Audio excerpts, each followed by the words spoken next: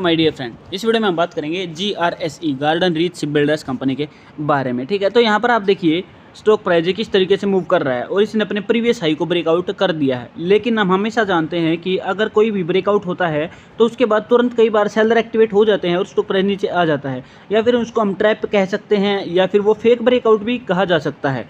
ठीक है, ऐसा क्यों कहते हैं? क्योंकि जैसे यहाँ पर भी देखिए, यहाँ पर देखिए इसने इस कैंडल ने ब्रेकआउट दिया, काफ़ी बड़ी कैंडल थी जिसने इसको ब्रेकआउट किया वीकली टाइम फ्रेम के अकॉर्डिंग। उसके बाद से स्टॉक प्राइस कंसोलिडेट करना शुरू हो गया और रेड कैंडल ड्रॉप कैंडल बननी शुरू हो गई, यानी कि प्राइस दोबारा से नीचे आना शुरू हो गया। तो यहाँ पर इन्वेस्टर्स को लग रहा है कि स्टॉक प्राइस अब यहाँ पर दोबारा से नीचे आ जाएगा, लेकिन जिस स्टॉक में इतनी कैपेसिटी है कि वो अपने प्रीवियस हाई को ब्रेकआउट कर सकता है तो वो आगे भी नए टारगेट नए हाई बना के दे सकता है। ये चीज़ हमें समझ में आती है। इस स्टॉक ने अपने इन्वेस्टर्स को मल्टी बैग रिटर्न दिए।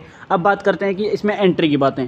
ठीक है, अगर आप सिर्फ फंडामेंटल एनालिसिस के बेस पे एंट्री करते हैं और लॉन्ग टर्म के लिए होल्ड करते हैं तो आपके दो तरीके की एवरेजिंग के डिसीजंस रह सकते हैं, जैसे कि मूविंग एवरेज 50 या फिर moving average 200 weekly time frame के अकॉर्डिंग, जब प्राइस दोबारा से करेक्ट होकर उस रेंज में आता है। तो मैं सेबी रजिस्टर्ड नहीं हूँ, इन्वेस्टमेंट की सलाह नहीं दे रहा हूँ, लेकिन एजुकेशनल पर्पज से वीडियो बना रहा हूँ, जैसा कि रिटेल इन्वेस्टर्स को थोड़ा डिसीजंस ऐसे होने चाहिए। ठीक है, दूसरा देखिए यहाँ पर जैसा कि मैंने बोला, अगर यहाँ पर बाइंग की उसके बाद प्राइस नीचे गिरा, पहली एवरेजिंग, दोबारा अगर यहाँ पर गिरता तो सेकंड एवरेजिंग। इसके अलावा पिवट भी आप यूज़ कर सकते हैं जो आपको सपोर्ट दे देगा निकाल कर। जैसे कि अगर मैं यहाँ पर पिवट यूज़ करूँगा तो आप देखोगे तो स्टॉक प्राइस यहाँ पर हमें बता रहा है कि R2 पे इस जगह पे प्राइस।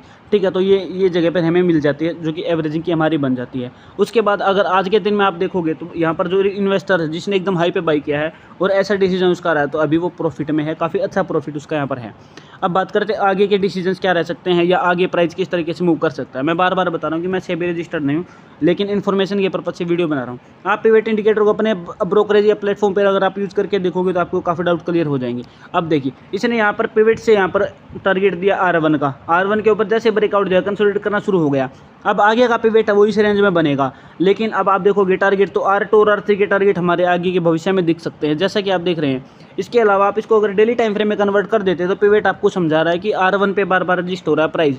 ये चीज़ें हमारी क्लियर हो जाती हैं, यानी कि R1 को अगर जैसे यहाँ पे ब्रेकआउट करेगा तो वीकली टाइम फ्रेम के अकॉर्डिंग हमें समझ में आ जाएगा कि R2 का टारगेट हमें मिल सकता है।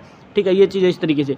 अब देखिए यहाँ से सपोर्ट कहाँ पे मिल रहा है, मूविंग एवरेज 50 पर आपको साफ साफ दिख रहा है। पिवट लाइन मूविंग एवरेज 50 पर बनी है डेली टाइम फ्रेम के अकॉर्डिंग।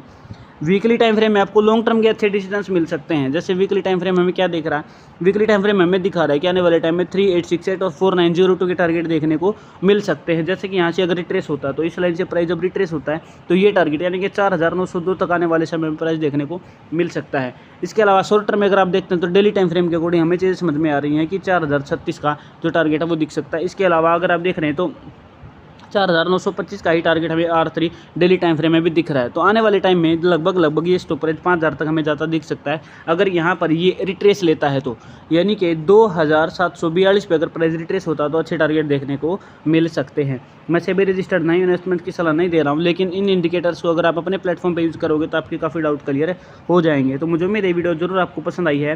वीडियो पसंद है वीडियो को लाइक करें और चैनल को सब्सक्राइब किए बिना बिल्कुल भी ना जाएँ। Thank you very much.